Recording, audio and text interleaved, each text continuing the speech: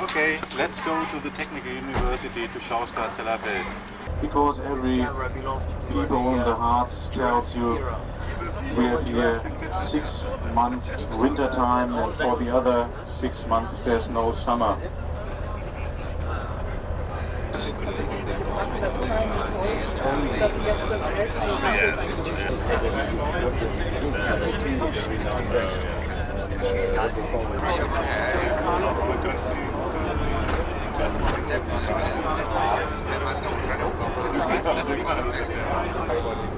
To get more precisely what the anticipated in the system, and then correlate that with the wear.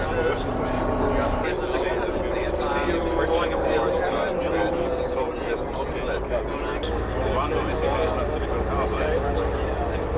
You want to know what is the difference between silicon carbide and silicon fused. Again, 600 tests, but it's not to be paid, it's too expensive. So we have to find a route. See the oldest lake in the Harz Mountains, using for drinking water, for storage of drinking. Institute of Friction Research. Let's see if we can take one. Ladies and gentlemen, at first I would like to say that we have prepared an alternative program for the ladies, which are not so interested to see a technical institute. The ladies are invited to go to the biggest wooden church in Clausthal and in Germany, and to see the church and the Kunsthandwerkerhof. Which lady are interested to go? Nobody? Nobody? Too interested in the technical. All ladies are interested in technical things. These are all technical ladies. University in Clausthal and to our institute, the Institut für Reibungstechnik. This means the Institute for Tribology. The Institute works on the field of tribology, the tribology of lubricated contacts. In addition, we are integrated in the field of teaching machinery engineers for industry. The Technische University of Clausthal is one of the smallest in Germany, but I think we have a good reputation. In the past, the university was founded as a mining academy and has since been enlarged to a technical university. Our institute was founded in 1942 in Berlin as a Kaiser Wilhelm Institute and later transferred to Göttingen as a Max Planck Institute under the direction of Professor Vogelpohl. In 1972, the institute was integrated in the Technical University of Clausthal, and I myself came to Clausthal after I had worked many years in the industry. Our institute, I have said, is working on the field of tribology, the tribology of lubricated contacts, and you can see on this table our working field. You see here in the center tribology of lubricated contacts. And you see outer the only fields, similar fields. Here you can see roller bearings. There are roller bearings. Time that the question came up, what will be done to the liquids in contact with extreme conditions, especially under extremely high pressure as well as under extreme high temperatures. That was the question, and we had a lot of work to do, if you can imagine. I surely do not have to tell to you where high pressure is important in technical and mechanical engineering. If you remember gearboxes or rolling bearings with extremely high loads or cam follower system in combustion engines. Especially as far as the extreme high pressure is concerned. There are a lot of quantities of the liquids we are interested in, and the colleagues who work on their test stand are interested in and ask me about the behavior of the lubricants under these extremely high conditions. And nowadays, even we did a basic work in development, research and development, and during the last 2-3 years, you can say, there are a lot of requests coming from the industries, from firms, so that there are two principles with us. On the one side, the base development and research, as Professor Holland already told, by the typical research institutes in the German Federal Republic on the one side. And on the other side, we do a good job, I hope and I think, and the industry accepts it, for in order to investigate commercial products on first you can say lubricants, in order to get some informations, and they have to pay for it. So it is mixed. It's a mixture, and we are able to get in some money, not only on the research program. To find out, I was able to find out a function, and that means the resonance frequency will come down, as well as the amplitude of the output of the quartz, as a function of the dynamic viscosity. And you see, for example, for this vibrator, that way the frequency comes down, that way the dynamic viscosity increases. And that's the system. I'm not able, because of the lack of time, to explain it. Sorry. We were able to do it in a commercial way. If you want, you can take some prospects with you. We had it on the one side for the online. That, for example, with this typical mineral oil SAE30 at about 10,000. Look over here. This is the density, the compressibility. You can increase happens. There will be a crystallization in the liquid, and that means the volume is decreased of about 6%. And you will find at that point that the dynamic viscosity, as function as a switch, nearly as a switch, will come to a solid block, to a crystallization. That's the pure hydrocarbons behave on the one side, and that's what happens with the mineral oils because of the mixture. We can guarantee that the molecular structure will not be damaged. We are in the linear viscoelastic range. That's what we can say. It's about 500 nanometers, the amplitude of the shearing. But it's extremely high. Do you have official reports analysis? Yeah, we have.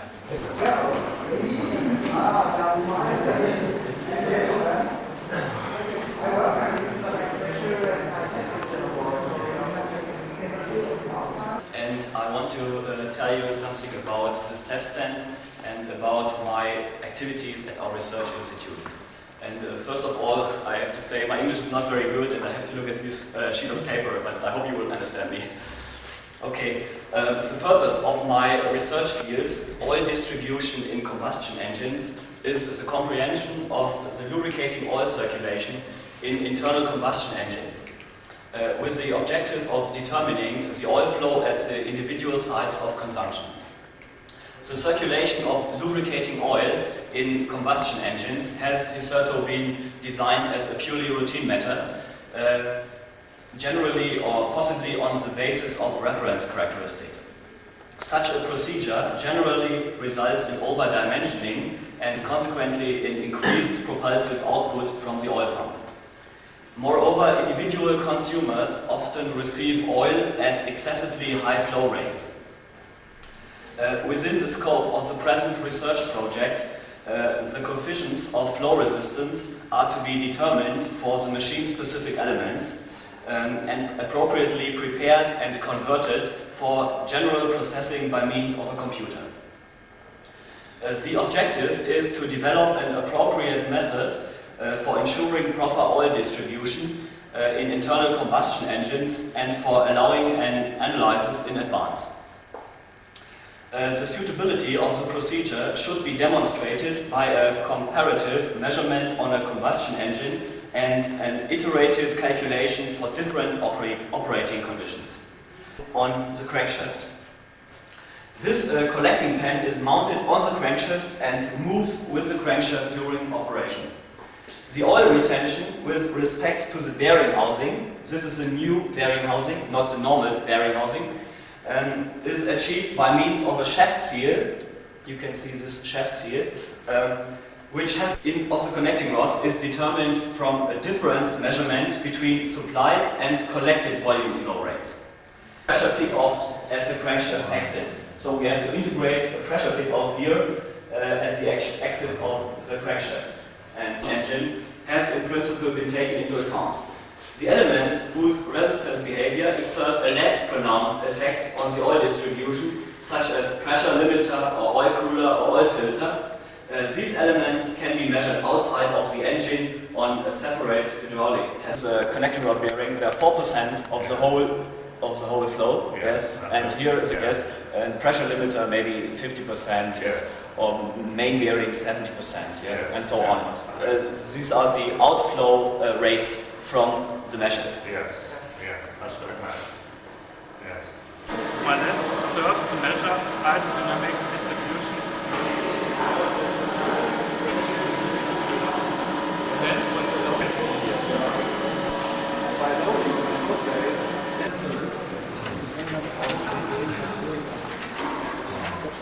Equipment.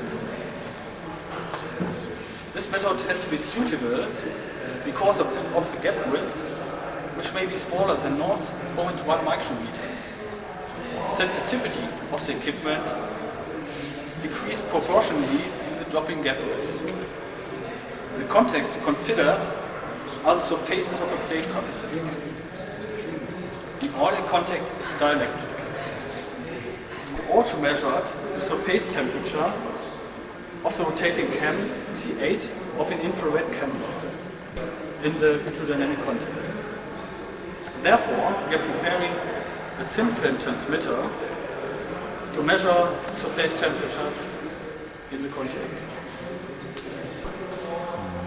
You can see here. On one side of the roller, there are radial channels made by a thin disc of a circular saw. These channels have been blackened and now represent a code sign to send back the light through another optical fiber to a photodiode, only named tapered rotation, which was started in January. As you know, the IHL lubrication gap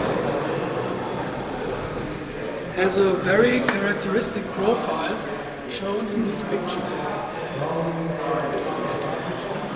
The overall length of this gap lies in the dimension of an Harzian contact zone, and over a wide range the surfaces are parallel, and at the end of the contact there is a constriction of the lubricating film predicted by Ertel and Rubin in 1945. Subject of my investigations is to obtain an experimental detection of the lubricating film between gear tooth surfaces as shown here. Until now, I'm able to measure IHL films at up to 8 points on the gear tooth flank, respectively over the gear wheel engagement during one gearing mesh. Of the gearing wheels, this is the other, and this is the tensioning motor. We have here and here the same normal forces. It is possible to drive up the gear wheel. The sensor is composed of two layers deposited in vacuum on the gear surfaces by using a thermal evaporation technique. After depositing the two layers, we employ a special photolithographic process to structure the form of the sensors. The form consists of very fine lines at about 20 microns, shown in these two pictures. You see here one line, one sensor line at about 20 microns, taken through a normal microscope, and this is a part of the working length of the sensor taken through an electron scan microscope. This length is at about 20 microns. The working principle of these sensors is capacitive. The sensor acts like a condenser. Because of its very small dimensions, we are able to scan the lubricating film shape as shown in this picture. This is the very small line, cut it here or here, and when it's going through the gap, we are able to scan the film profile. These sensors in form of small electrodes were first introduced by Crook in 1961 to measure the EHL film shape between glass discs. First, where we are here, and I want to...